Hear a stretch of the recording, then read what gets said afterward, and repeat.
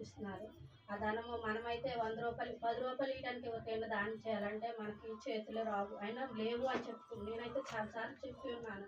అయినప్పటికీ దైవజనులకు దేవుని దీవెనలు బట్టి దైవజనులు పంపించుకున్నారు. ఎంత కష్టం ఉన్నదో దాని వెనక బోలెడు కష్టం ఉంటుంది. మనకైతే 500 ఇస్తున్నారు అనేసి మనము ఇదవుతుంది కానీ నాకైతే దేవుడైతే ఎంతో మేలు చేసి ఇబ్బందులు పెట్టి ఒక రోజైతే నాకు డబ్బులు లేవు, అస్సలు డబ్బులు లేవు. నేను ఇందులో ఉండి చెప్తున్నాను, నాకైతే అసలు డబ్బులు లేవు. అలాంటప్పుడు 500 అన్ని ఈఎంలోని వెళ్ళి మార్కెట్కి వెళ్ళాను. నేను ఆదివారం ఇచ్చి ఉన్నారు, సోమవారం మార్కెట్కి వెళ్ళి కూరగాయలు తెచ్చుకున్న 300 రూపాయలు. మీకు దేవుడు ఎంతో నాకు మేలు చేశారు.